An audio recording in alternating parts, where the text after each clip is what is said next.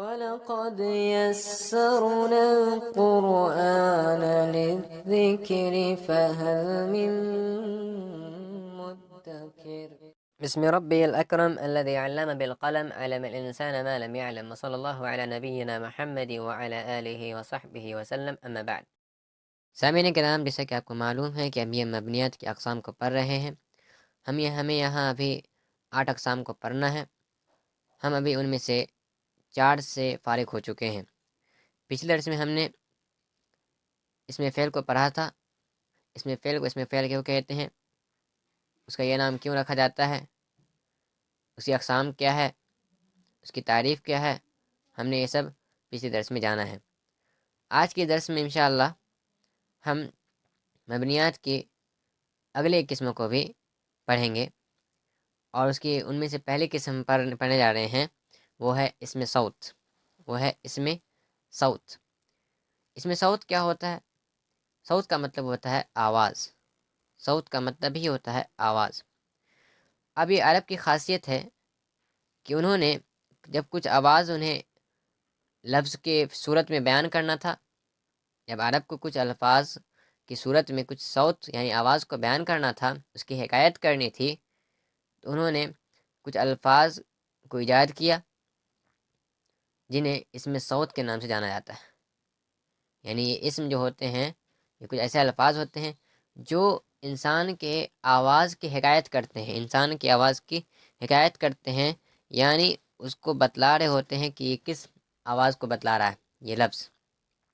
کیونکہ آواز کے ساتھ کسی کی ایکٹیویٹی کو بتا دینا زیادہ آسان ہوتا ہے، جبکہ اسی کی ایکٹیویٹی کو لفظ کی صورت میں بیان کرنا مشکل ہوتا ہے۔ لہٰذا جب کہ انسان کے منہ سے کوئی آواز نکلتی ہے، جسم سے کوئی آواز نکلتی ہے یا کچھ حرکت ہوتی ہے، تو اس کے لیے بھی عرب نے کچھ الفاظ رکھے ہیں جنہیں اسم صوت کے نام سے جانا جاتا ہے۔ اب اسم صوت کو اسم صوت بھی اسم فعل کی طرح ہی اس کا مسئلہ ہے۔ اسم فعل کو جیسے اسم فعل کہا گیا، اس کو بھی اسم صوت کہا گیا، حرف نہیں کہا گیا۔ حرف اس لیے نہیں کہا گیا کیونکہ حرف کا کوئی معنی نہیں ہوتا جب تک کہ وہ دوسرے سے جڑ نہیں جاتا، جب تک وہ اپنے معنی کو نہیں بتلا سکتا۔ لیکن اسم صوت کا کچھ معنی تو ہے، یعنی ہر لفظ کا یہاں پر کچھ معنی تو ہوتا ہے کہ یہ کسی لفظ کے، یہ جو لفظ ہے کسی آواز کی حکایت کر رہا ہوتا ہے، ترجمانی کر رہا ہوتا ہے، بیان کر رہا ہوتا ہے۔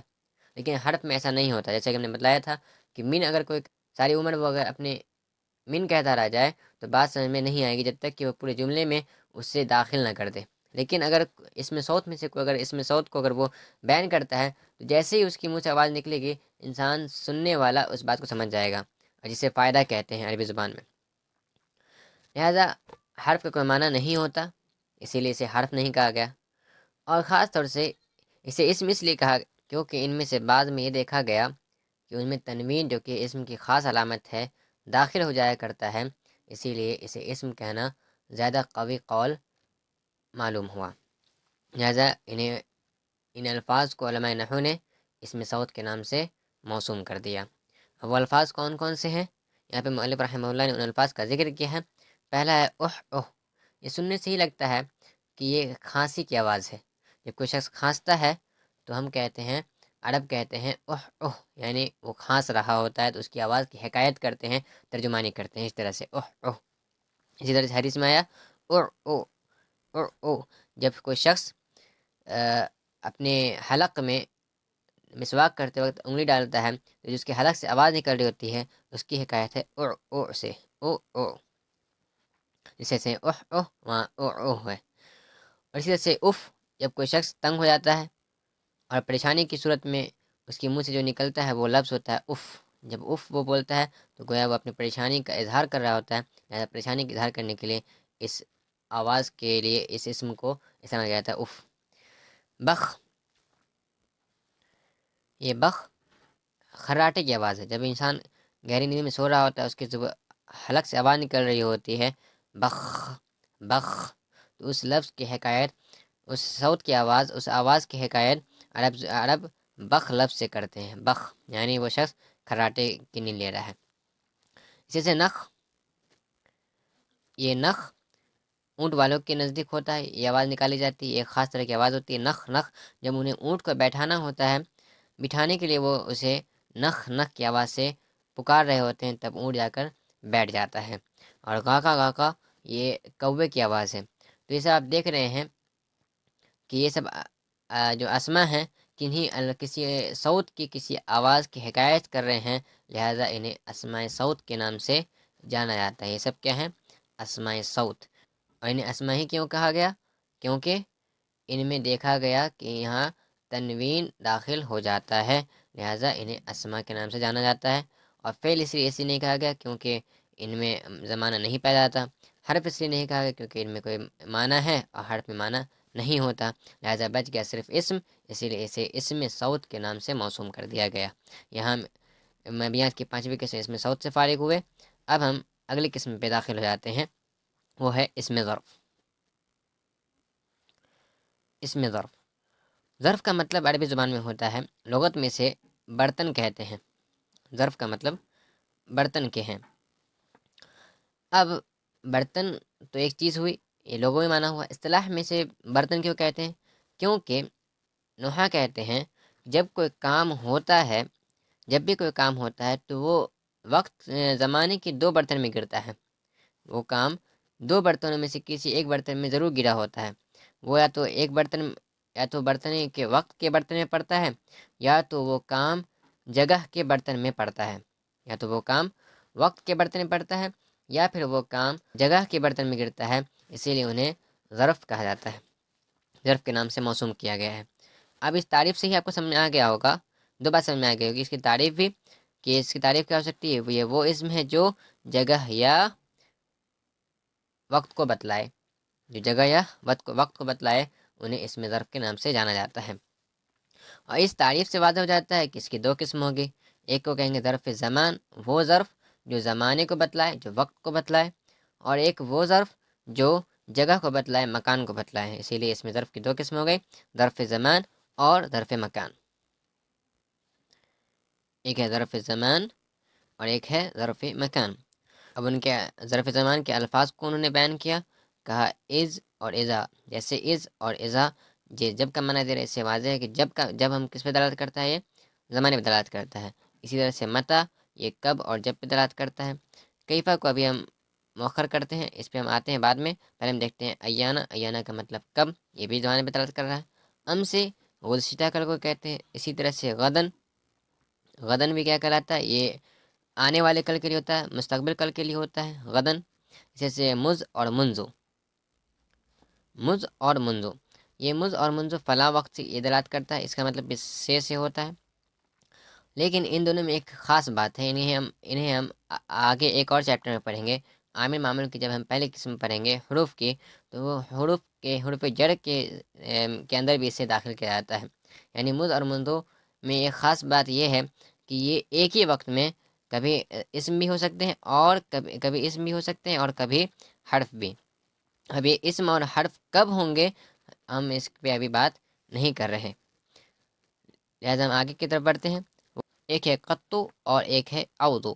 ایک ہے قطو اور ایک ہے اودو، دونوں کا مطلب کبھی کا ہی ہوتا ہے، دونوں کا مطلب کبھی کا ہی ہوتا ہے۔ لیکن فرق بس اتنا ہے کہ یہ جو قطو ہے یہ ماضی منفی کے لیے آتا ہے، جبکہ اوزو مستقبل منفی کے لیے آتا ہے۔ مطلب کیا ہوا کہ ہم اگر کہیں ماضی میں، اگر ہم کہیں ما ذهبتو، ما ذهبتو میں نہیں گیا، تو ہم یہاں لگائیں گے کبھی، اگر ہم کو معنی کرنا ہوگا تو ہم لگائیں گے قطو، ما ذهبت قطو میں کبھی گیا ہی نہیں۔ اس کے برعکس اگر ہمیں مستقبل کے لیے اگر منفی کرنا ہوگا، نفی کرنا ہوگا، تو ہم کہیں گے لن اذهب اودو، میں کبھی جاؤں گا ہی نہیں۔ تو آپ دیکھ رہے ہیں کہ قطو ماضی منفی کے لیے داخل ہوا، ماضی منفی میں داخل ہوا، جبکہ اوزو کہاں شامل کیا گیا؟ یعنی مستقبل منفی کے لیے۔ تو ان دونوں میں فرق ہے، لیکن معنی میں کوئی معنی میں مشابہت ہے۔ آگے بڑھتے ہیں، وہاں پہ انہوں نے ذکر کیا ہے قبل اور بعد کو۔ اب کیا ہی خوب ہوتا کہ مؤلف یہیں پر رک جاتے، صرف قبل اور بعد کا ذکر کر کے۔ یہاں پر اس جملے کو ذکر کرنے کا کوئی مطلب نہیں رہ جاتا، کیونکہ شروعاتی دور کا جو طالب علم ہوتا ہے اس کو یہ سب باتیں سمجھ میں نہیں آ سکتی، لہٰذا ان کے لیے اس بات ضروری نہیں تھی کہ زیب نہیں دیتا کہ اس جملے کو وہ ذکر کر دیں، کیونکہ یہ ہو سکتا ہے کہ شروعاتی دور کے طالب علم کے لیے مشقت بھرے الفاظ ہو جائیں۔ لہٰذا ہم یہاں پہ اکتفا کرتے ہیں کہ قبل اور بعد جیسے پہلے اور بعد میں، تو کبھی کبھی پہلے اور بعد میں اس بات کو بتاتا ہے کہ یہ کیا ہے، ظرف زمان ہے۔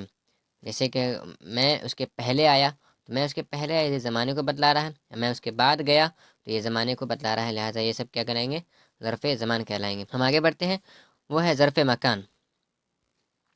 ظرف مکان کے لیے بھی معنی سے واضح ہے، جیسے کہ ہم کہ حیث جہاں، جہاں مکان کو بتلاتا ہے، جگہ کو بتلاتا ہے۔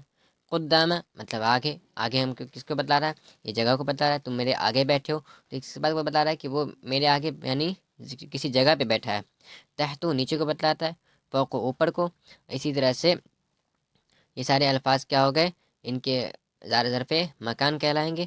لیکن یہاں پر پھر انہوں نے جو جملہ استعمال کیا ہے، یہ جو جس طرح سے پہلے استعمال کیا تھا، یہ جملہ ہمارے نزدیک صحیح نہیں ہے، اس لیے کہ جملہ ابتدائی درجے کے طالب علم کے لیے مشقت بھرا ہو سکتا ہے، اس کے لیے شاق گزر سکتا ہے۔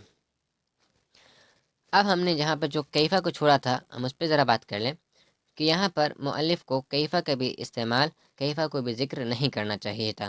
کیوں؟ کیونکہ کیفا میں علماء نحو کے نزدیک اختلاف ہے۔ بعض نے کہا کہ یہ ظرف ہے، بعض نے کہا کہ یہ ظرف نہیں ہے۔ اب جو اختلافی مسائل ہوتے ہیں انہیں طلاب کے نزدیک اور خاص طور سے جو ابتدائی درجے کے طالب علم ہیں ان کے لیے تو بیان کرنا بالکل نہیں چاہیے، لہٰذا یہاں پر کیفا کا استعمال نہیں کرنا چاہیے تھا۔ کیونکہ ہم ہر کسی کو معنی سے سمجھ سکتے ہیں کہ یہ جب جب بتلاتا ہے کہ یہ ظرف زمان ہے، یہ متى ظرف زمان کو بتلا رہا ہے، یہ کب ظرف زمان کو بتلاتا ہے، کچھ شکل میں ظرف زمان کو بتلاتا ہے۔ لیکن یہ کیفا اس کا مطلب ہوتا ہے کیسا۔ اب کیسا اس بات سے کہاں واضح ہوتا ہے کہ یہ ظرف کو بتلا رہا ہے، یہ زمانے کو بتلا رہا ہے یا مکان کو بتلا رہا ہے، لہٰذا نہ یہ زمانے کو بتلاتا ہے نہ جگہ کو بتلاتا ہے، تو پھر یہ ظرف کیسے ہو سکتا ہے؟ اب جنہوں نے اس کو ظرف کہا ہے ان کی دلیل کیا ہے، جنہوں نے ظرف اس کو نہیں کہا ہے ان کی دلیل کیا ہے، ہمیں یہاں پر بیان کرنے کی ضرورت نہیں ہے، لہٰذا ہم اتنا ہی کہیں گے کہ اگر کہ بہتر ہوتا کہ مؤلف اس چیز کو چھوڑ دیتے، یہاں پر اس سے گریز کر جاتے، بس اتنے الفاظ کا ذکر کرتے اور اسی طرح سے اس جملے کو بھی چھوڑ دیتے تو یہ زیادہ بہتر ہوتا۔ امید ہے بات سمجھ میں آیا ہوگی۔ آج کے لیے اتنا ہی، ہم اتنے پہ اکتفا کرتے ہیں۔ اللہ سبحانہ و تعالیٰ سے دعا ہے کہ اللہ سبحانہ و تعالیٰ اس علم کو ہمارے لیے نفع بخش بنائے۔ آمین، واخر دعوانا الحمد للہ رب العالمین، والسلام علیکم ورحمۃ اللہ وبرکاتہ۔